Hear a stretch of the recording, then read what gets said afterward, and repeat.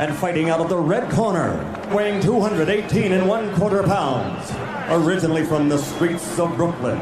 Ladies and gentlemen, presenting the undisputed, the undefeated heavyweight champion of the world, Mike Tyson!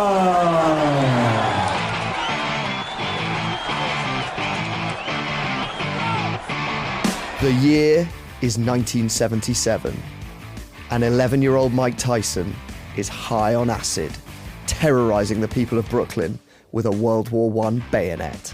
This is big boy shit, okay? Big boy shit. Little do they know, this wild-eyed urchin is destined to become the youngest heavyweight champion in history.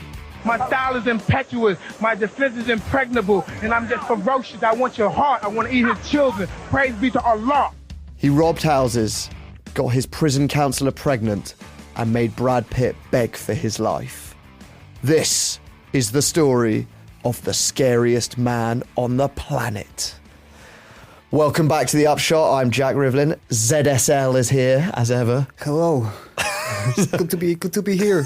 Is that your Mike Tyson? Yeah, that was poor. That's all right. It's New Yorkie. Our returning guest, is Will Richards. Thanks for having me back, guys. Looking forward to this one. Yeah, great to have you. The second baddest man on the planet. Yeah, the Maverick is back. Yeah, so listeners will remember Will from the Thomas Gravison episode. I hope you do. Safe to say we've gone up the pecking order of Mavericks a little bit here. Yeah, would I classify him as a Maverick? I probably would, yeah. Mike Tyson, yeah, I mean, he's more sort of on the terrifying scale. Yeah. Most terrifying person we've ever talked about, Zach? Yeah, I think so. He's weird because he's this sort of like cross between like quite a troubled, like immature little boy and also fucking terrifying. Yeah, a monster. A monster, yeah. And you do see both at times, like literally within the same, mad speech. You'll see the little scared boy and you'll also see this fucking... Yeah, I find the lisp disarming, but maybe ominous at the same time. Yeah, that's the thing. I think it is weirdly more intimidating. Yeah, because the voice just doesn't match the person at all. Yeah, and like he's quite witty and erudite. He'll like refer to Alexander the Great. He'll use quite sort of like intelligent, dramatic language, which makes it more sinister. Also, I mean, just been watching a lot of Tyson clips this week, and the way he fights is so exciting. Like he's a brawler. He's super aggressive. He's throwing punches from the bell, which is it's more exciting than a lot of more I don't know. I mean, boxing. like a lot of fights you watch now are just very tactical, which I'm sure if you're a real boxing head, then watching these tactical fights is quite interesting. It's sort of like a chess match, but yeah, the amount of Mike Tyson fights where people were knocked out within the first round, within seconds, literally. Yeah, it's pretty exciting to watch. We'll link to a few in the show notes because they come up. This is a mental story. It's the story of a child born in a hellish world who becomes this monstrous fighting machine and never really shakes off his childhood, even when he's mixing it with celebs like Brad Pitt and Donald Trump. We're going to talk in this episode. This is a multi-parter, considering it's one of the biggies. I think Tyson is up there with Maradona, George Best, as these insane figures with these crazy lives who reach the top of their sport. So this episode, we're going to talk about the young Tyson, his early life, him turning pro as a boxer, his winning the first heavyweight championship, all the way up to his initial fall. I probably won't get more specific than that. And then we're going to be back next week with part 2, where we'll talk about his time in jail, his later career. There's so much madness in all these moments. Obviously, he's fighting on Friday, we should say. He's fighting against Jake Paul. Mike Tyson's 58. Jake Paul's in his 20s, I think. Who are you guys backing to win that? Jake Paul, I am. Yeah. I don't want him to win, but I think Mike Tyson's a bit past it. I don't know. It's a weird sort of bear baiting aspect of like our popular culture now that just, a YouTuber would fight a 58-year-old retired boxer just for like the enjoyment of some rabid violence fans online. But you'll be It's weird, watching isn't it? nonetheless. 4 a.m. on Netflix. Yeah, I don't know. It's a weird like career arc that Mike Tyson's been on, which we'll discuss. But I'll be watching. I think it was Logan Paul KSI is one of the most entertaining fights I've ever seen. Yeah, because they just didn't know how to box. But a lot of swinging arms. Jake Paul's decent, right? I think Jake Paul is all right. He's knocked out a few Z-listers. a few OnlyFans stuff. Yeah. Yeah, well, it's going to be interesting in a slightly fucked up way, as you say, Zach. I think we should get into it because this is probably the maddest story we've ever talked about. Even just this part one, I think. And obviously, he did some really awful things and there are some really dark elements to this story. So he goes to jail for rape. We're going to talk about that in the next episode because that's where it is on the timeline. He hits his wife. We'll talk about that in this episode. It's a very complicated, very dark story about, a fascinating character who did some awful things. So we're not going to be omitting any of those details. We are going to talk about those parts. So just so you're aware, it's going to be that kind of story. Right, Zach, I think we should just get into this because this is one of the maddest stories we've ever talked about. There's so much crazy stuff happening. Do you want to take us back to the very start? So Mike Tyson grew up in Brownsville. It's a really rough neighborhood in Brooklyn. And it was a really tough upbringing. His mum and him and his two siblings spent a lot of time moving between abandoned buildings, sleeping on mattresses in cold rooms with no heating, no running water. And these neighborhoods were like seriously crime riddled. There were gunfights on the streets, open prostitution. Mike, he never knew his biological dad, but the man that he knew as his father was a pimp called Jimmy Kirkpatrick. So for a while, his mum's boyfriend was living with them and they had like a very toxic relationship, very abusive. He'd beat her up. She'd give it back to him as well. There was one time she throws a pan of boiling water over him and his skin's like all blistered. So this was like a very toxic environment that Mike was growing up in.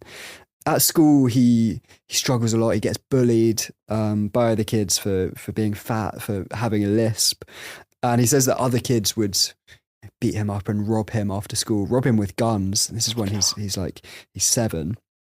He drops out of school when he's 7. He says the final straw was when a kid steals his glasses on the way home and puts them in the gas tank of a car. And he's basically like, fuck this, I'm not going back. So around this time, he meets an older guy called Barkeem who introduces him to burgling houses. So he'd bring Mike along to these robberies and get him to squeeze through windows that he was too big to fit through. Mike describes their relationship as like Oliver Twist and Fagin. So, sounds a lot like that. Yeah, it really was. So they'd rob these houses, they'd get however much cash, and he'd give Mike like $100-$200 or something, which was nothing compared to what they stole, but to a 7-year-old, that seems like quite a lot. By the age of 10, he's moving up the rankings a little bit. He's part of a gang called the Rutland Row Crew who burgled houses as well. So their modus operandi was they'd go into school to get their free breakfast in the morning and would then leave and ride the train out to other neighborhoods and rob houses, basically. So apparently they'd dress as smart Catholic school kids. So they have like a smart white shirt on, their backpack and glasses. So so no one really suspected what they were up to. But yeah, they just robbing all these houses, coming out with all sorts of stuff. It was mostly, jewelry, cash. But there's one time they rob this house and find a World War I rifle with a bayonet on it.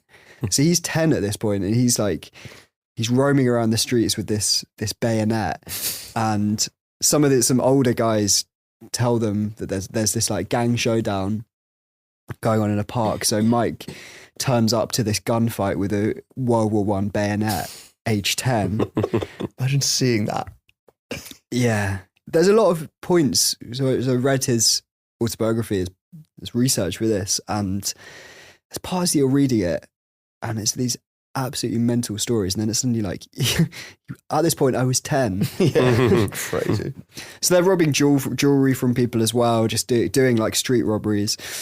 So Mike says that he started drinking and smoking weed when he was about 8 or 9, and by the age of 11 he was taking acid. But the guys who hung out with him on the street also introduced to him to a more wholesome pastime, raising pigeons. I was worried what you were going to say then.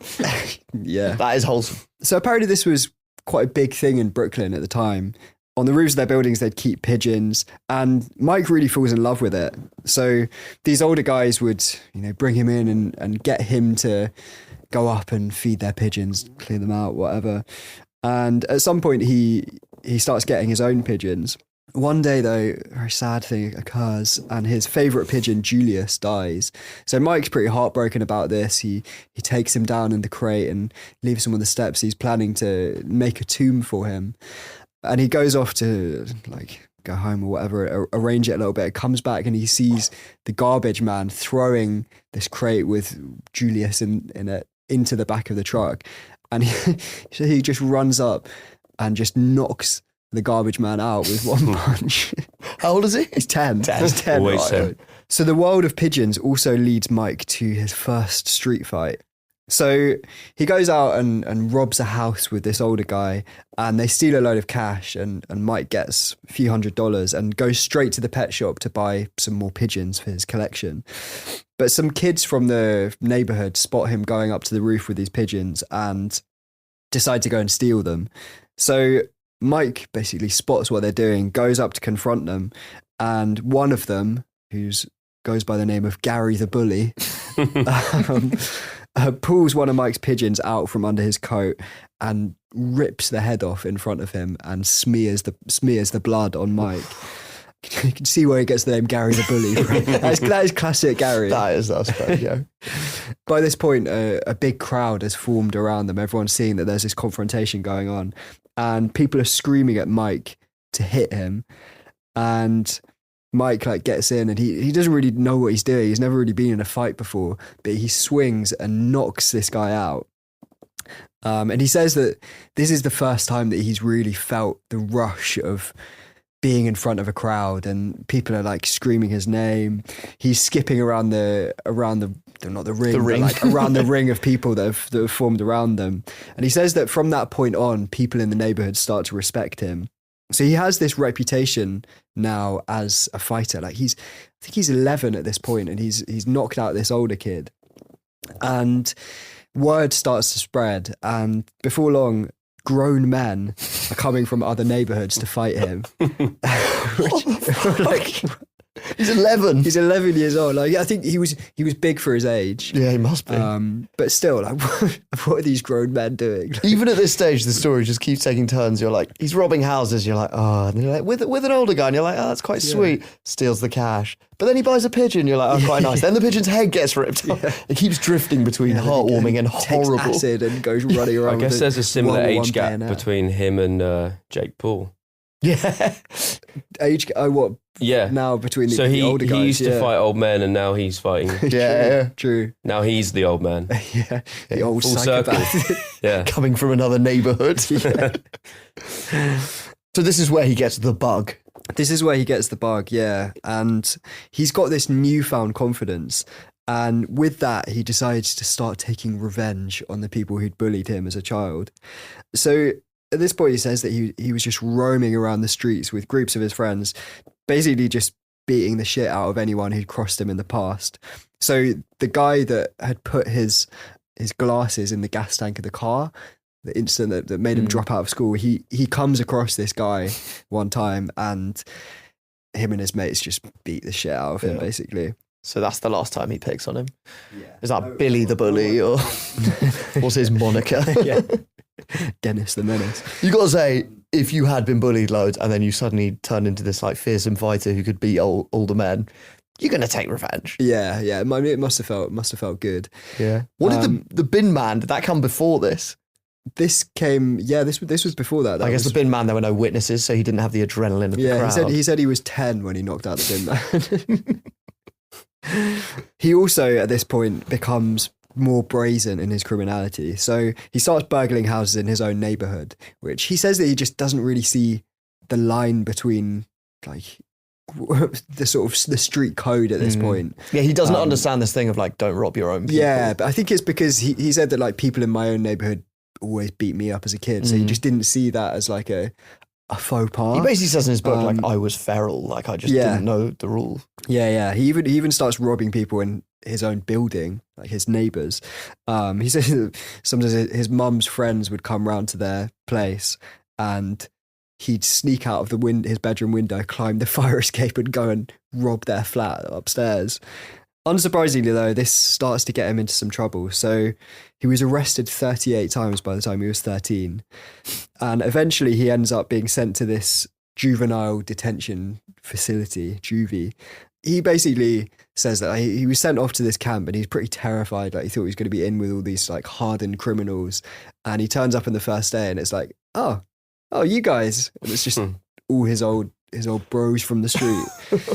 And apparently his mum and his sister are pretty happy that he's been sent away because it's reached the point where grown men have been coming round to their house with guns, like threatening to kill Mike because he'd been robbing their houses. Fucking hell. How old is he? At this point he's 13. Right. He's lived like 10 lives by this point. There are some positives that come out of his time at juvie. So one time they stick on a Muhammad Ali film and he's really enjoying this film, and at the end of it Muhammad Ali walks out and gives them this like quite inspiring talk about, you know, overcoming hardship. And at this point Mike decides like, he loves Muhammad Ali. That's who he wants to be. As part of this juvie camp, one of the counsellors there does some sort of like sparring training with him, and he spots that Mike's got a talent for fighting. And after training him for a few months, he introduces him to the legendary boxing trainer Cus D'Amato. And Cus kind of becomes a mentor for Mike. So every weekend he'd go and train with him.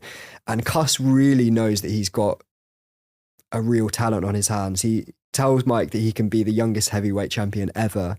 And when Mike's time at juvie ends, he ends up moving in with Cus. So Cus he's an interesting guy. He was a boxing trainer. He'd trained a previous heavyweight champion, but he was also really into fighting corruption. So he'd exposed the leaders of the International Boxing Club, who ran boxing at that time, they were into all sorts of extortion and corruption, and he exposed it, and those guys ended up going to jail. But this had made Cus like ultra paranoid. He thought that people were trying to kill him, so he refused to drink in bars. He sewed up the pockets of all his jackets because he was afraid people were going to plant drugs on him. Right. In his book, Mike talks about coming down the stairs in the house and Cus would be like shimmying across the floor of their house with a rifle towards the door because somebody had knocked at the door. Well, like commando crawling. Yeah, commando crawling. Well, so he was that paranoid? He was a bit mental. A lot of rifles in this story. Yeah, it's America, isn't it? But Cus gets him on this super intense training regime. They're training every day. Cus is like really obsessed with discipline, determination, and it's this really, really tough training regime. He's also teaching him a lot about psychology of boxing, harnessing his fears, never showing weakness or emotion. So Cus sees boxing really as psychological warfare. So he'd take Mike to see this hypnotist who would hypnotize him and get Mike into this like trance-like state, get him to like repeat back that he was going to be heavyweight champion of the world, and also get him to repeat back what Cus wanted him to do. Which wasn't it basically just like, I want you to like savage your enemies, quite like ferocious shit. Yeah, he was really training him to be this like ruthless killing machine. Yeah, we've got a clip actually of Cus talking just to give you a sense of what he's like. Of his dark charisma. Yeah. With me, the guy comes to me with a spark.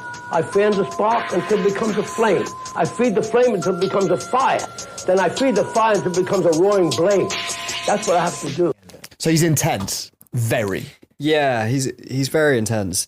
And they have this like quite weird, very complex relationship. It's kind of abusive in ways, but also for Mike, it's the first time that anybody's telling him that he can be somebody and really Father figure. It's a father figure, yeah. First time he's had any love for it. Yeah, isn't it? yeah.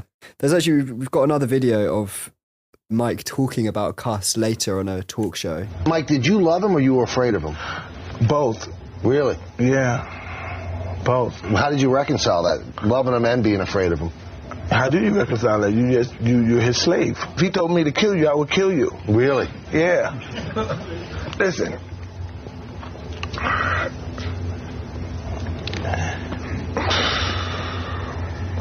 I'm a young black kid from the hood. Right.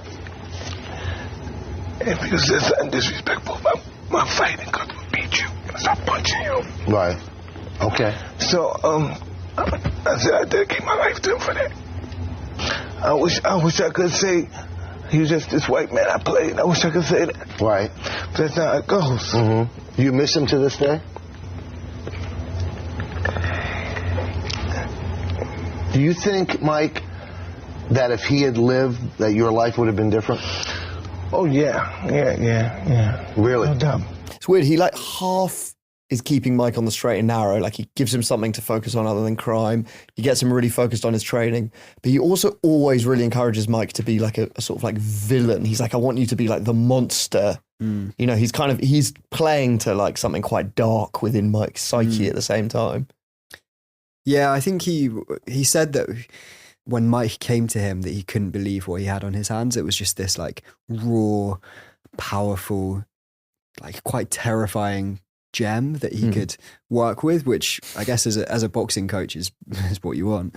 Mike really feeds off this. He becomes totally obsessed with Cuss's approval, Cuss's training regime. He's training every day. When he's not training, he's watching videos of old fights, reading books about boxers. He'd be shadow boxing in his room at night and would go to sleep with his gloves still on. He's just living and breathing it. Cuss also gets him into philosophy, so he gets him reading books about Nietzsche, Alexander the Great, Machiavelli. He's really molding Tyson into the person that he becomes. It's beyond just boxing training. It's real. He's molding his psyche into like a Superman, villain. Yeah. So when he's 14, Mike has his first amateur fight. It takes place in this smoky boxing gym in the Bronx. It's just filled up with gangsters. It's, you know, the first floor tiny gym right next to a railway. Really sort of rough place. And he's fighting this 18-year-old guy. And he knocks him out cold, and you know, he's never done this in the ring before. He doesn't really know how to react. So he just celebrates by standing on the guy's prone body and just like raising his fist like that. And apparently the referee just like pulls him. I was like, what the fuck are you doing? So Gary the bully down there, eh? That might be all right for the bin man. But I think Cuss kind of loved that. Yeah. Like Cuss also, he refused to let him shake hands with opponents before fights because he said it was showing them too much respect. So he's 14 at this point. He already weighs 200 pounds. So 14 stone. But when he's 16, Mike has a bit of a difficult spell. So his mum gets sick. She's dying in hospital, basically. And he goes back home, back to Brownsville, and falls. He doesn't really know how to deal with this. He kind of buries it away. He doesn't tell anybody about his mum being sick, and he falls back into his old life, robbing and stealing. He's taking cocaine at this point, smoking angel dust, which is a sort of, I don't know if PCP, some sort of weird like sedative. Isn't drug. it kind of ketamine-y? It's like an anesthetic. Yeah, I've heard. Never, it was big in the 80s and 90s. Yeah. So when his mum dies, he reaches this crossroads. You know, he's 16. He doesn't legally have to be with anybody at this point. So he's got a choice. He can either go back with his old friends into a life of crime, or he can go with Cuss. And, you know, it's a difficult choice. It's like the life on the streets is what he knows. But he said at this point that all his old friends were just like, what the hell are you doing? Like, you've got a chance to get out of here. So that's what he does. He goes back to Cuss and dedicates himself to boxing. And Cuss becomes his legal guardian. Yeah, so Cuss legally adopts him at this point. Yeah, and Cuss obviously only cares about boxing, so that becomes his entire life. And at this point, Mike is already showing that he's a future star. So in the early 80s, he goes to the Junior Olympics. And in the first edition, he knocks out every single opponent in the first round. In the final, he knocks out his opponent in 8 seconds. That's in 19 seconds. Yeah. So I mean, literally first punch, basically. That's in 1980. For the 1982 edition, apparently, when parents learn that Mike Tyson will be defending his title, they all pull their kids out of it. It's like one of the worst attended. Really? Yeah, because no one wants. Surely that's if your kid's entering a boxing competition, then.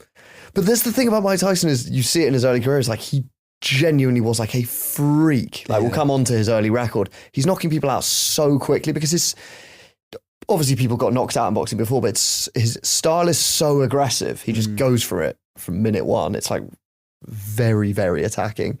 So I think people are just not expecting that level of ferocity. Yeah, and also, also he's just so big. Yeah, he's big, and also he just has this like quite mental personality that just he's so terrifying. I don't know, it's not like a regular boxing match, I imagine. You can see why maybe you wouldn't want your kid to fight. To be fair, it's not just the other kids who are scared of him. So Mike is attending some school classes at this point as part of his like probation from his juvie stints. And in 1981, he gets in an argument with one of his teachers and proceeds to beat the shit out of him in front of the entire class. Everyone's just sitting there like jaws on the floor. Cass actually goes into the school and blames the teacher for provoking Mike. And after that, he stops going to school entirely. He just focuses on the boxing. He is still in this era, even as he's becoming a future star, he's still going back to Brownsville periodically and just robbing houses, smoking PCP. He says it's like this weird double life in the Catskills, which is where Cass lives. It's like upstate New York, very pretty rural area. He's like, living this life at home where he sort of like helps with the chores, dedicated on training. He's like very polite to Cuss and Cuss's partner, Camille. And then he'll go back to Brownsville and just like commit these sometimes heinous crimes. But he's about to turn pro. So in 1985, he finally turns pro. He's 19. And there's a lot of discussion of like, what's this guy going to be like in a professional fight? Some people saying maybe he won't be that good, but the ref has to stop the fight in the first round because Mike is so dominant. So it's a technical knockout. And he is fighting all the time in this era. So in his first 2 years of his professional career, Mike Tyson fights once a month on average, which is mad because now they fight twice a year max. Yeah. And he says at times Cuss had him fighting once a week, professional fights. Wow. Semi-regulated, I think, some of these fights. pretty gnarly shit. And he is just like a sensation. It's kind of hard to get across how dominant he is in his early days, but here's a taste. He wins 26 of his first 28 fights by knockout or technical knockout, which is when the ref stops the fight. 16 of those knockouts come in the first round. Crazy. How often do you watch a fight now and there's a knockout in the first round? And he's obviously working his way up against gradually higher caliber people. Talk is turning to, is this guy going to be the youngest world champion ever? He's still only 19. And so he's gaining a bit of celebrity as well. And he starts hanging out in these like sceney clubs in New York. He's chilling with David Bowie, Robert De Niro, goes to Liza Minnelli's New Year's Eve party. It's quite a weird mix of lives, that he's still robbing houses when he's back in Brownsville, but he's also doing this. At this point, he's not a shagger. So he says at the age of 18, he'd still only had sex with one girl. He said, I wanted to, but I was too awkward to know what to say to girls. That will change. Although I'm not sure he ever really improves his chat-up lines. It just becomes, I'm Mike Tyson. But then, so he's enjoying this like mad meteoric rise, this new celebrity. But then something happens which will change his life forever. Cuss, his mentor and father figure, dies quite suddenly from pneumonia. So he gets a sense that Cuss is ill because he stops coming to all his fights and he seems a little bit weak. But he says he was still kind of seemed fine when I was with him. And then Cuss dies. And this is a real sliding doors moment. I mean, clearly Mike Tyson goes on to become like one of the boxing greats. But he always says like, had that not happened, my life would have been very, very different. Because in his words, at this point, I turned mean. So he becomes a full-blown alcoholic. No one can control him. He's just like already in a really dark place. He can just about focus on the boxing, but the rest of his life is going off the rails. He said that one of the things Cuss always taught him was to just convert his emotion into like power and violence basically in the ring. Yeah. Which You know, so you can imagine when you go through these traumatic events, like losing his mum, and then losing Cuss, like you don't really know what to do with this emotion other than to channel it into like aggression. Yeah. We'll never know, but do we think he would have been a less successful boxer if he stayed alive, Cuss? No, I think he would have been more. He would have been more successful. I think his fall, which comes at the end of this episode, he attributes to just having no one really looking out for him and being a bit lost. Right. Okay. And so I think his peak would have been longer. Right. He would have been more disciplined. Yeah, I mean, who knows? But that's his argument. I think there's probably some truth in it. Yeah. But it's not that Cuss was trying to make him out to be a good guy. Cuss always wanted him to be this like fucking badass everyone was scared of. It's just that Cuss would not have approved of his like lifestyle away from the ring because he becomes a full-blown alcoholic. This is when he starts shagging as well. Like he develops basically a sex addiction, like an unhealthy obsession with sleeping with women. But he is still destined for the very top. And in 1986, he finally gets a shot at becoming the youngest heavyweight champion in history. So he's facing Trevor Berbick. Trevor Berbick had become champion after knocking out Muhammad Ali, ending Ali's career. And going into the fight, Muhammad Ali actually comes and sees Tyson and says, break his face for me. So Ali's in his corner, which is a real boost. And, you know, he's very much thinking, I'm going to do this for Cuss and for his memory. But there is one small problem going into the fight. Mike says, I looked at my underpants the day before the fight and I noticed the discharge. I had the clap. I didn't know if I contracted it from a prostitute or from a very filthy young lady. So he's got the clap. He's saying it's gonorrhea, I think. Is the clap chlamydia? Yeah. Okay, that was very fast answer. Yeah, okay. I won't ask how you know that. But I Googled it and it said it's gonorrhea. And then he says at the time, one of my heroes fought with syphilis, so I knew that was all right. Syphilis would actually explain a lot about his mindset. Yeah, that's not what you want on the morning of a fight. I was also Googling why is it called the clap, and it's because, do you know this? I don't. I'm thinking, have I got it wrong? Did you say I think it basically means any venereal. Yeah, I think it's a generic disease. term. Yeah. You can't catch the clap in a whorehouse. Is that what they say? That's a term. Like if you're a bad detective. Oh right, couldn't catch. Yeah, couldn't organise a piss up in a brewery, that sort of thing. Couldn't get the clap in a whorehouse. Yeah. So apparently it's called the clap because the doctors used to go outside the piece and then like clap, squeezing it to try and get the discharge out. That is horrible. Yeah, that sounds more serious than chlamydia. Yeah, I think it's any. In my experience, chlamydia is sort of symptomless in men. Yeah, although he had some discharge. I've heard. Who cares if the invisible man comes to?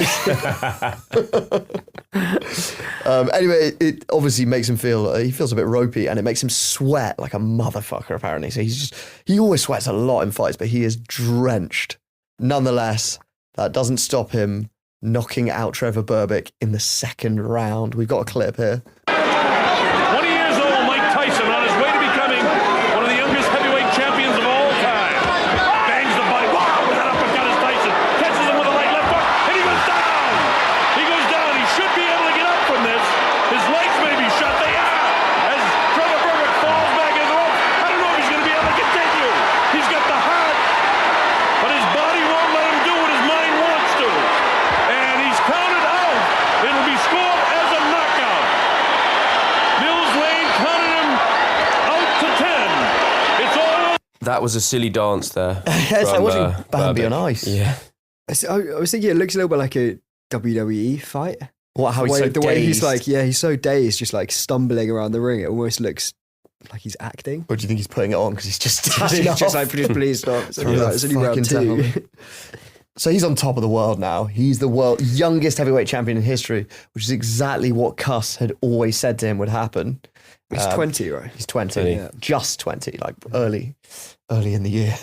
He celebrates, he gets a big magnum of champagne, he goes and pours it on Cuss's grave, says a few words to him. Yeah, he actually does that after every win at the beginning of his career. On the grave, after every win, is he not fighting every every week. Yeah, he's off to Gus's grave. But he misses him a lot. He says, I just talk to him even though he's gone. It's not the only person he goes and visits. He also makes a tour of different girls' houses with the belt. Apparently just like dozen girls. He goes and visits them. Just friends. Doesn't even have sex with them, but he just wants them to like admire him. Who are they? Just I think girls he fancies, but he's still, obviously he's had the clap, but he's still like slightly inept with women and doesn't really understand how to like just progress it to sex all the time. So you're talking like an expert. You know what it's like. He just doesn't know. He just doesn't There's nothing weird about that. Some people have it, some people don't. Can't convert. Some people have to go around with the belt. A year later, he unifies the belts, but he's properly going off the rails without Cuss in his corner. So he still has quite a clean image in the press. It's a weird thing at this time. Like, he's obviously a fearsome fighter, and other fighters know him as really mean and terrifying. But the guys in his corner who aren't, they're not Cuss, they kind of want him to have this like slightly cleaner image because they think that's the only way of getting good press attention.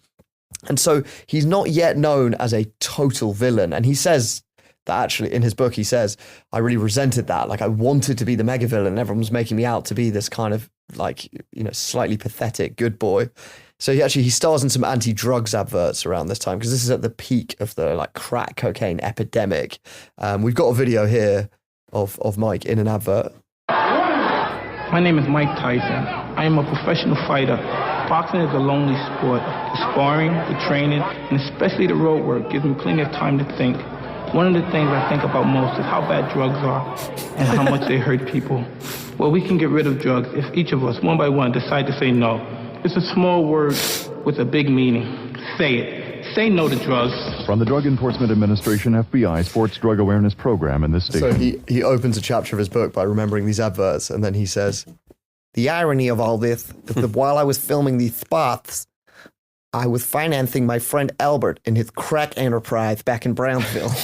So yeah, he's literally doing anti-drugs adverts and then going back to Brownsville, smoking angel dust. Was he high at the time of recording? Quite possibly. So yeah, as he says, like he's living this mad life. He's the undisputed heavyweight champion of the world. He's hanging out with all these celebrities, and then he's popping back to Brownsville, and his friends start to like try and keep him out of the crime a bit because they're just like, what the fuck are you doing? Like, don't ruin this for yourself. But they do worship him there. So he says whenever he comes back, the street would be lined with gangsters who would do a 21 gun salute. So 21 of them would fire their pistols in the air to signal his arrival in his like Rolls Royce.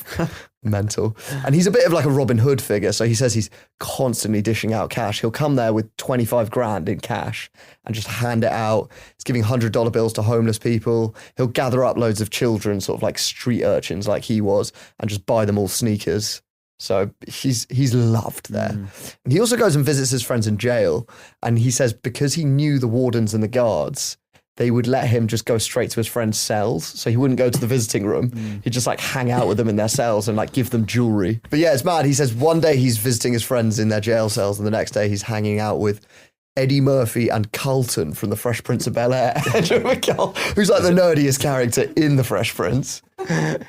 Is that the brother or the butler? The short brother who's like a bit geeky. Yeah. Does the dance and wears the like sleeveless vest. So there's some great cameos. Yeah, there's some great cameos. This is just what it was like in the 90s. Yeah. This is 80s, isn't it? Yeah, this is late 80s. We're going to get some more really good cameos shortly, actually.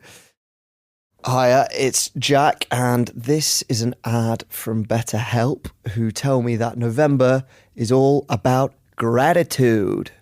I guess because over in the US, it is Thanksgiving this month. On these shores, we spend November a bit differently. We normally burn effigies of Catholic dissidents and argue about poppies. And if you want to work through any of your toxic resentments for people you share this country with, why not talk to BetterHelp? With over 5,000 therapists in the UK already, BetterHelp can provide access to mental health professionals with a wide variety of expertise in mental health. Upshot listeners get 10% off their first month at betterhelp.com/upshot. That's better, HELP.com/upshot. Happy Thanksgiving! And this is the era where he really picks up on the shagging. He's no longer unaware of how to break the ice. He just tells them his name, and he is constantly sleeping with women. He says in his book, "My days of abstinence were over. I was an extremist at everything I did, including sex. Once I started banging women, the floodgates opened. Short, tall, sophisticated, ugly, high society, street girls. My criteria was breathing. So he's sleeping with everyone. It's like he's in the room. Yeah, so he's in his words, I was fornicating with everyone. He says one of his favorite things to do was to shag wearing the world heavyweight title belt and nothing else. Does that get in the way? Possibly maybe over the shoulder, like wrestling style. I think I would do that if I was the world heavyweight champion.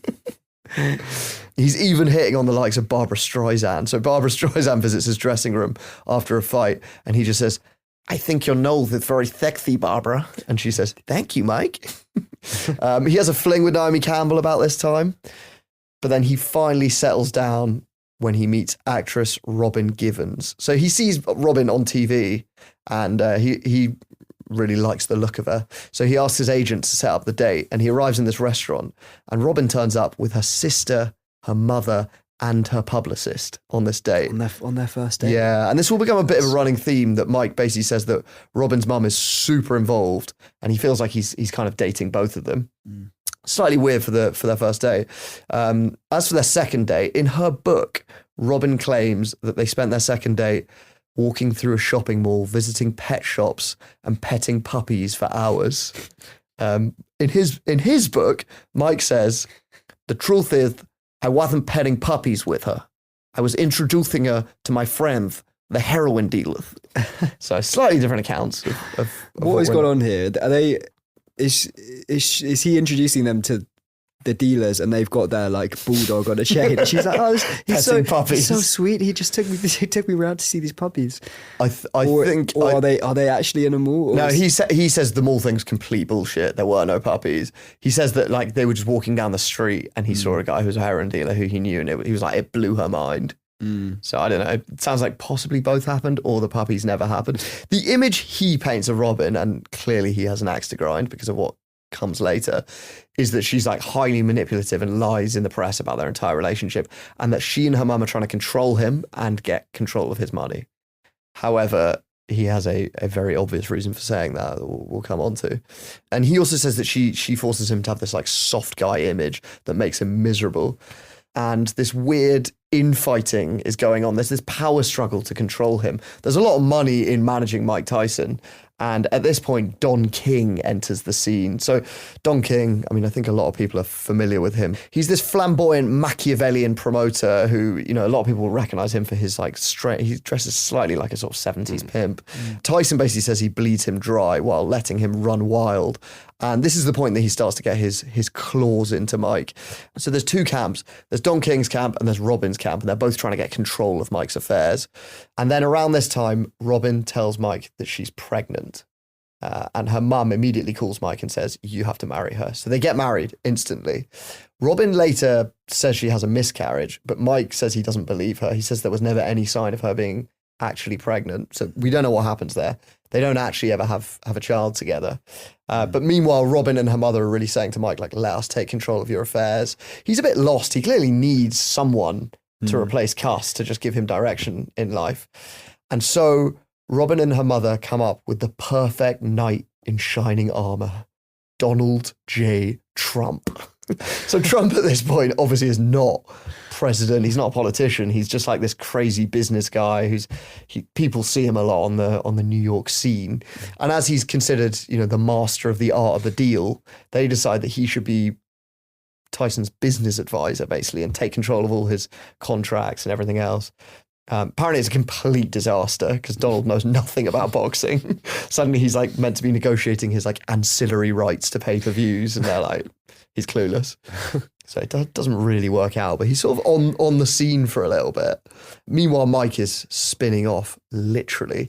He's driving through Manhattan into a tunnel one day when he rear-ends someone in his Bentley. It's a pretty bad crash. The guy gets out and is like, you know, holding his neck from the whiplash. He's like, what the fuck are you doing, buddy? And then he looks up and sees Mike Tyson.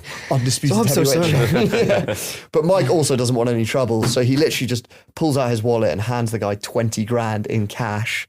And Mike says in his book, he ran, and I mean ran, to the nearest betting shop. So he just gets out there and puts it all on red. Anyway, the police turn up. No one can get through this tunnel. And he notices that the policeman's sort of like admiring his car a lot. He's being sort of like, this is a beautiful Bentley. It'll be a shame if someone would have to impound this car. And Mike reads between the lines about what's happening here, and he's just like, take it. So he gives the policeman his Bentley.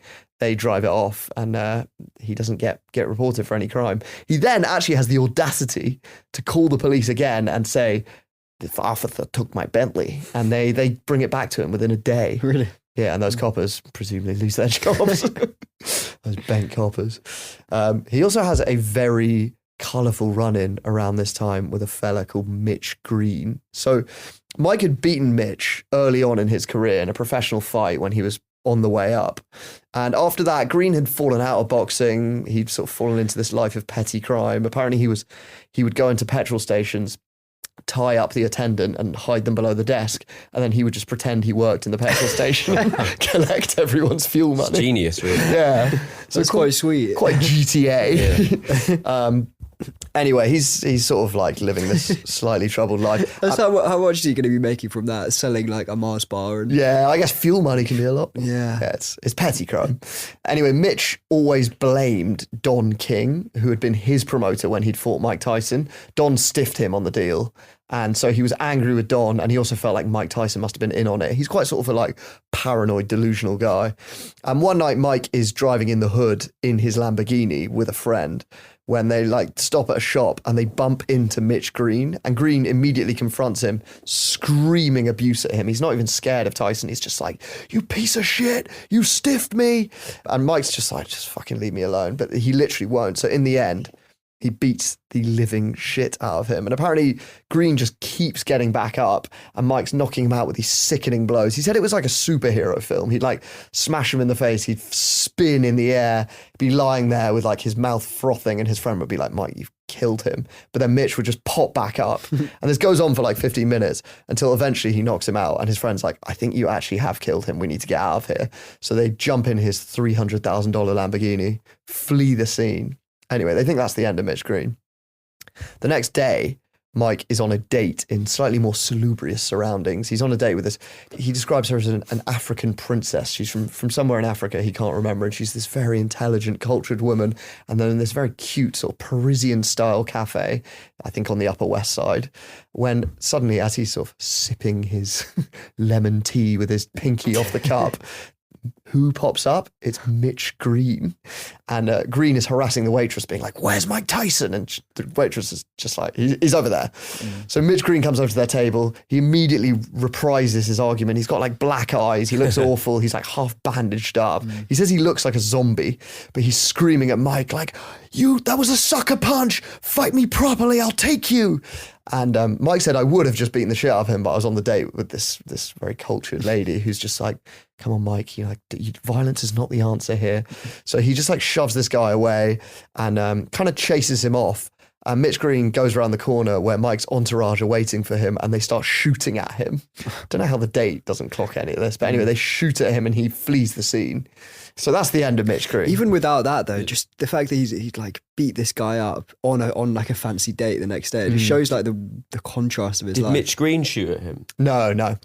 Mitch Green hasn't got a gun, but Mike's entourage. I feel like Mike would have respected Mitch Green for that, coming back the next day. Yeah, I think he's more just like... I know I do. Yeah, always have. That's what you'd have done, wouldn't it? Yeah, that's definitely. Yeah, and actually, sorry, one thing I didn't mention is that in the first fight, Mike breaks his hand and has to delay his fight, his next fight against Frank Bruno, because he's broken a hand. Mike does injure himself in the fight with Mitch Green, and word gets out about it. So the press are like, who is this guy? He's an animal. And like, the public mood had slightly turned against Mike Tyson already around this time, because he'd started to say more and more out there comments. Like at one point in a post-match interview, he says like, I wanted to push the guy's nose bone up into his brain.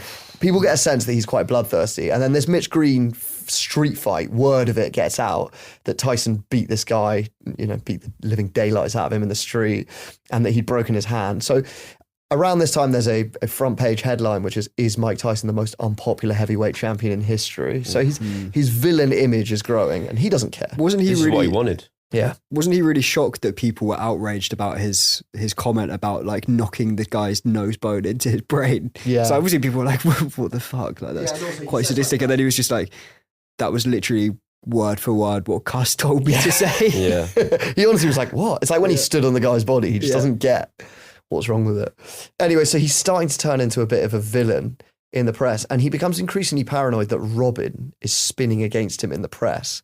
So he thinks that their marriage is really falling apart. He thinks it's turning into this more like transactional thing where Robin just wants to control his business side. And he claims that she is leaking to the press, that he's manic depressive, he's mentally unwell, he's suicidal. And he says, I'm absolutely miserable at this point. So Mike goes back and visits Cuss's old ex-partner, Camille, and he has a heart-to-heart with her, tells her he's miserable. When he leaves, he gets into his car and decides, I'm so miserable, I just need to make a cry for help. And he drives his car as fast as he can straight into a tree. Now, there's some debate about whether he was trying to kill himself there. Was it a cry for help? He says he wasn't. But he's hospitalised. He has pretty bad injuries. And while he's in hospital, Robin's asked to provide a list of people who are allowed to visit him. And she provides a list of 4 people: herself, her mother, and Donald and Ivana Trump. so Trump's obviously on the scene at this point.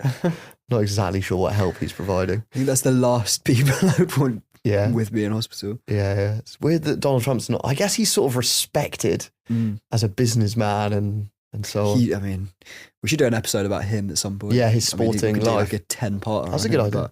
Anyway, so Mike's in bed, like getting fucking business advice from Donald Trump, just like pretty dazed. He's had a serious concussion, and he hears from his 4th floor window at Mount Sinai Hospital, he can hear all this commotion out on the street. And he thinks, it's just the paparazzi and stuff. But he decides to look out the window. And there is this press scrum. They're all like fighting to get near the door. And then in the midst of all of them, he sees this zombie-like figure covered in bandages, and he looks down, and Mitch Green is standing outside the hospital screaming abuse at Mike Tyson's window. And he's just like, I can't fucking get rid of this guy. Following him around. I love a bit of Mitch Green, I've got to say. Yeah. It's again like, it's quite a wrestling-esque scene. It's like this guy just won't stop coming back. Yeah, he says it's like a zombie movie. The guy's like, every time he sees him, he's like more and more like hanging together by a thread. Just like, I'm going to kill you, Mike Tyson. It's like, he's not even annoyed with him. He's just like, leave me alone. However, the relationship with Robin's been getting worse and worse. And she tells the press that Mike was attempting suicide. So that becomes the story that they all report. And eventually she decides to speak out about their private life and accuses Mike of beating her up and quite extensive domestic abuse. And this all becomes very, very public knowledge when the pair of them are holding a kind of at-home interview where they're talking about their relationship, and talk turns to what Mike's like behind closed doors. And Robin gives an extremely candid account. Robin, some of the things that we've read, that he's hit you, that he's chased you and your mother around in Russia, that Mike has a very volatile temper. True? Extremely volatile temper. I think people see that about every 3 months. He's got a side to him that's scary. Michael is intimidating, to say the least. I think that there's a time when he cannot control his temper, and that's frightening to me or to my mother, and to anyone around. It's scary. What happens? He gets out of control, throwing, screaming. Does he hit you? He shakes, he pushes, he swings. Sometimes I think he's trying to scare me. There were times when it happened when I thought I could handle it, you know. And just recently I've become afraid. I mean, very, very much afraid. For instance, Russia, I was afraid. It's horrifying, and it's so mad that these revelations are coming out while she's sitting next to him. Marriage counselling on live TV. Yeah, I mean, it's very America in that era, isn't it? Everything's public. But like, the public had known for some time that been some issues with Mike Tyson's mind, but the full extent of it hadn't really come out until this moment. And for her to reveal it all while he's sitting there silent. It's such a strange format for the interview to be talking about like the intimate parts of a relationship and the abusive parts of it while you're sat beside each other on the sofa. And at the start of that interview, we didn't play the clip, but there's another part where she kind of opens the interview talking to Robin, basically saying like, you're a very educated woman. You've been to college. Da, da, da. What are you doing with this guy who's, he's like a school dropout. He's, basically just calling him dumb and uneducated in front of him and just opening the interview like that, which is kind of humiliating for Mike. I mean, the whole thing's humiliating. Looks like toxic, that relationship, I'd say. Yeah. He's not that honest in his book in 2013 about how violent he was. He definitely beat her up. He says here, she'd scream and charge me, throwing punches and trying to kick me in the balls. She was relentless. I'd get frustrated and I'd slap her and figure that would end things, but it didn't. But in his 1989 book, which is around the time of their divorce, he describes a time where he hit her and threw her against the wall, and he says, that was the best punch I've ever thrown in my life. So he obviously does beat her up. Yeah. Like more extensively than even she's revealing there. Well, even though she was being candid there, she was still probably terrified. Yeah. Yeah, and like it's probably hard to just reveal the extent of it. He tries to argue later that it's a stitch up. So his argument is that Robin and her mother, who's called Ruth, but he calls her Ruthless, are it's a good gag, are basically like they have an agenda to try and get control of him and his money. He loves Robin, but he thinks she's transactional, manipulating him. And he says they eventually decide that the only way they can get control is to divorce him and just get their share of the money. And so he claims that they start giving these interviews to the press. He describes these stories, I won't get into the details of it, but like of how they basically set him up with the press. She gives like fake quotes. It's already staged. He says of this interview that it was meant to be him on camera, and then Robin turns up, pretends not to know that the interviewer was there, and then takes the interviewer aside and says, you need to hear about our real lives. I don't know. And frankly, doesn't fucking matter because he still definitely beat her up. So that's the end of their relationship. They finally divorce in 1990. And with Robin out of his life and his other mentors dead, he gets really close to Don King. And as we've said, Don is an unscrupulous bastard. And also Don is pretty happy just to let Mike Tyson's worst impulses run completely wild, as long as he can get his pound of flesh from him. This is the era where Mike really starts to develop this bad boy image. He calls it his gangster rap image. He has that Iron Mike Tyson persona, and everyone around him is terrified of him. So even Don King, who apparently most people who work with Don King are terrified of Don, right? Apparently even Don is scared of Mike. Apparently Mike just starts developing this habit of just like starting these kind of like playful fights with Don where he ends up actually beating him up, and everyone around him like, come on, like this guy's in his 60s. He's like really beating him up. He'll do stuff. He'll be like, Don, go and get me $1 million in cash. And Don's like, Mike, I can't do that right now. And he's like, get it for me now, or I'll beat the shit out of you.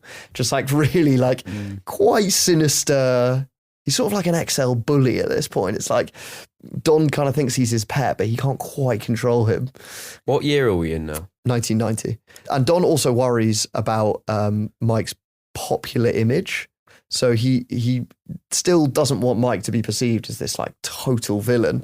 And so he tries to soften his image by getting the civil rights leader, Reverend Jesse Jackson, to baptize Mike in Chicago. And they do this like big, very public ceremony. And Mike talks about his reverence for Jesus Christ and Christianity. But he says in his book, that was all bullshit. After the baptism, I took one of the choir girls back to the hotel and I fucked her. So it's like this double life where he's still like doing these anti-drugs adverts. I mean, he's known now as a wife beater, but it's still like he's not doing those mental interviews that come later in his career. He's still kind of pretending to be a bit good, but it's bollocks. And it's quite sort of like it's quite transparent. Yeah, and Don King's just doing it just to sell tickets. Don King, it was great for Don King, really, isn't it? He doesn't care about that. Doesn't give a shit about him. He does get into some quite funny scrapes around this time. At one point, Blade star Wesley Snipes, the major Hollywood actor, starts dating Mike's friend Hope, and he ends up breaking Hope's heart, and she's really upset. She goes and tells Mike, and then one day Mike is in a nightclub, and who does he see on a few tables along? Wesley Snipes. Oh, I thought you were going to say Mitch Green. I wish there was more Mitch Green. Yeah, sitting on the table over from Mitch Green, who's dragging his leg into Have you ever played that? Tied together with tape. Yeah. And... Have you ever played that Call of Duty mode with the Nazi zombies? Yeah. More and more of them keep coming. That's how I picture Mitch Green. Just like in the end, he's just going to be a torso, just like one arm, just crawling across the floor. Anyway, Mike looks over at a nearby table and finds Wesley Snipe, and he races over and. You know, when Mike Tyson comes bursting up to your table looking mean, you fucking shit yourself. And Wesley promptly does. He gets on his knees and begs him. He says, Mike, please don't hit me in the face. That's how I make my living. I mean, you would be pretty scared. And yeah, he's getting into some crazy scrapes. On one occasion, he's out with a girl on a date. They're at this club when someone tries to shoot him. So just this random attack in a club. These guys just unload several rounds towards him. It misses Mike, but it hits his date in the leg. She's bleeding, her friend's screaming, they're terrified. They rush back to his limo just to get some cover. And when they're in the limo, Mike's calming her down, and then he's like, okay, baby, we're going to go back to my place. And the girl's like, are you fucking joking? You take me to fucking hospital. Yeah, I nearly got hit in the artery. So she leaves the limo and just flees the scene. And Mike's like, yeah, I tried to call her the next day and she didn't come back to me. I'm a little bit surprised that he doesn't have more sort of comeuppance from his gangland days. Yeah. He's robbed a lot of bad dudes. But I think that's what's happening is he says, he keeps going. He prefers hanging out in the roughest place. Even when he's in Florida, he'll go and find the dangerous bars. And there are these times he loves stealing people's girlfriends. That's one of the things that gives him a kick. And he'll do it to these hardcore gangsters. And he'll have guns pulled on him, but he just basically just calls their bluff a lot of the time. But clearly people are shooting at him. This is the time, he says, around this time I decided to get bodyguards. Yeah. So good shout. Rightly so. He's also his shagging is turning him into a bit of a monster in that respect as well. So his friends nickname him the pelvis pulverizer because he's shagging so much. It's quite grim. That's horrible. Yeah. Has he had any kids at this point? No, he does in the early 90s have his first child. Right, okay. Somehow he's not. He's obviously had the clap. Right. Not convinced he's wearing a condom. And then there's also an incident where he grabs a girl's ass in a club and she sues him. She takes him to court over it and sues him. She wants $1 million. And it becomes this long-running legal scandal for him, sort of his first of many appearances in court. The key witness is this girl's best friend who was there when it happened and saw Mike do it. And so he comes up with a pretty evil scheme to avoid her testifying. He tracks her down in a nightclub and basically seduces her. Sort of promises her the world. She thinks she's, going to be dating this famous boxer and get all this money. And so he takes her home and shags her that night. And so therefore she can't testify in court. It's pretty underhand stuff. In court, the jury end up ruling against him, but they only award his victim $100 in damages. So it's sort of a Pyrrhic victory. And he says, when I heard that verdict, I stood up in court, pulled $100 bill out of my pocket, licked it, and pasted it to my forehead. So he's just an absolute. Pasted it to his forehead or her forehead? To his own forehead. Oh, okay. Yeah, just here you go, come and get it. God, there's incidents like this where you're just you're such a bastard. Yeah, he's just because there's parts of this story that you kind of warm to his story as this rags to riches tale, but then there's other more and more. There's just these incidents where it's just he clearly always had that dark side, but when you get pummeled in the head over and over again, it makes you more of a bastard. Yeah, although a lot of people say with Mike Tyson, because a lot of his early fights ended so quickly, he's actually taken a lot less to the head than most fighters, and that's why he could fight so much. But even just sparring, that stuff. I mean, he ain't right in the head. Yeah, I've got another theory that the reason that he's had this sort of second life as a lovable celebrity is largely to do with his voice. Yeah. If he didn't have that quite lisp, soft, gentle lisp that makes him seem like a sort of gentle, nerdy kid, then all of these terrifying things that he's done and quite horrible. He's a good talker as well. Yeah, he's a good talker, but he makes him seem way less intimidating. There's something comical about him, and we brought up Mr. Donald J. Trump. There are some parallels there. I agree. No, I think it's true. It's like people will forgive a lot if you're funny. Yeah. And he's a funny character. His boxing was really exciting. You root for the little boy a little bit. And so people overlook. I mean, like if you watch his documentaries, which are so biased about these things, we'll come on to the rape case in the second episode. Like he just has these guys who are just basically sycophants who are just like, no, it's a stitch up. And I think a lot of people are like willing to buy into that or overlook that stuff because he's fun. Yeah. And he is fun. And he's been in films. Comedy films. Yeah.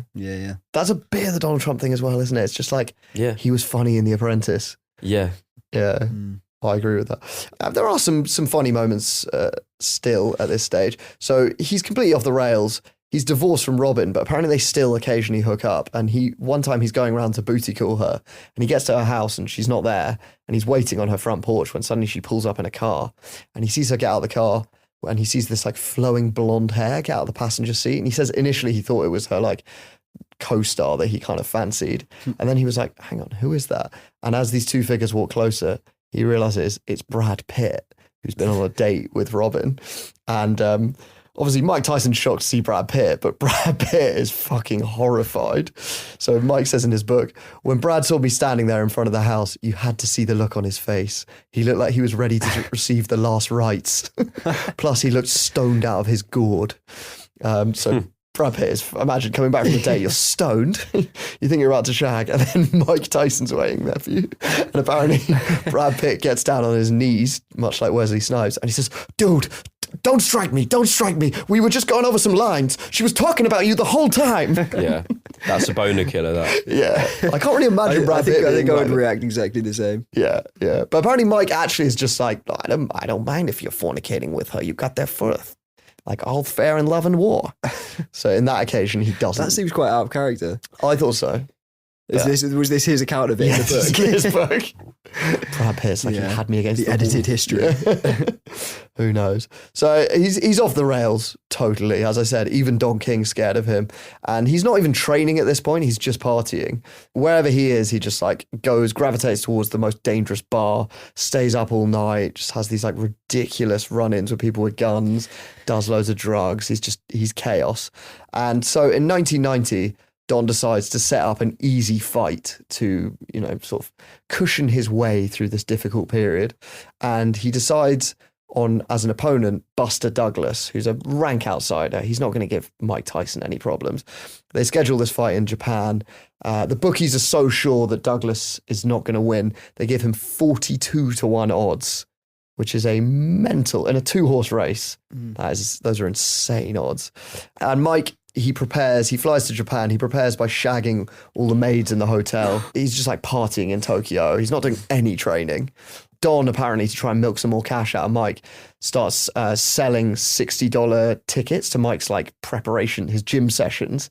And Mike never sees any of that money, but apparently they have to abandon it after the first one because he's just in such bad shape. It's embarrassing. So they're aware that he's not looking good. He's massively overweight as well. It's his heaviest weigh-in ever. But going into the fight, no one is writing Mike Tyson off against Buster Douglas. And he knocks Douglas down early on, thinks he's won it, claims that the ref is counting slowly, but Douglas survives, and the fight goes to the 10th round, which is pretty unprecedented for Mike Tyson fights. It goes to the 10th round, and this happens. Together as Buster's landing these. Oh, nice uppercut by Buster Douglas. Look at this. He's knocked Mike Tyson down for the first time in his career. Mike Tyson hits the canvas. He's in big trouble. He may not be able to recover. It's up to 7 and 8. He's not going to make it. Unbelievable. So that's it. Mike Tyson, for the first time in his career, is knocked out. For the first time in his professional career, he's defeated.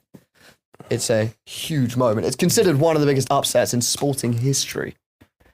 I think had you known what Mike was up to in the lead up, you might have surely if otherwise. you'd been along to one of his training sessions, Yeah, Don King probably had a it's bet worth sticking a tenner on that. on old Buster. Yeah, he had an inkling. But, for everyone on the outside who had no clue, this guy who was unbeatable against this rank outsider, it's nuts. In the press conference afterwards, Mike, he basically blames it on his lifestyle. He says, I didn't train for that fight. I didn't take that fight serious. I was fucking those Japanese girls like I was eating grapes. You thought I was Caligula out there when I was in Japan. So he's adamant that basically it's his fault. And I'm probably inclined to believe him that at his peak training. Was this a heavyweight fight, title fight? I don't want to take it away from Buster, though. Let him have his moment. Yeah. Exactly. I mean, he doesn't last long as heavyweight champ, but nonetheless. However, that's it. Mike Tyson is no longer the heavyweight champion of the world. His reign is over. He'd reigned for 4 years. 86 to 1990. And a lot of people have thought, this could go on easily for another 4 years, but his life has completely fallen apart. And so as 1990 draws to a close, Mike Tyson is no longer heavyweight champion of the world. His life is a complete mess. He's off the rails, and things are about to turn much, much darker. So join us for episode 2 next week, where we will enter the next phase of Mike Tyson's insane life. We'll talk about his rape trial, his time in jail, his comeback, and plenty more. We'll see you then. Thanks a lot, Will, for joining us. Thank you very much for having me. I just hope that Mitch Green makes another appearance. I think we have to do a series on Mitch Green, actually. Yeah. He's actually coming in for the next episode. He's crawling in. I did a cheeky Google of him, and he's still alive. No surprises there because he's seemingly indestructible. Yeah. But he's still going strong. I think he has earned his own episode. Yeah. He may even pop up in the next one. All right, well, we're looking forward to that. And thanks, Will. Thanks, Zach. Thank you. Thank you, guys. Thanks for listening.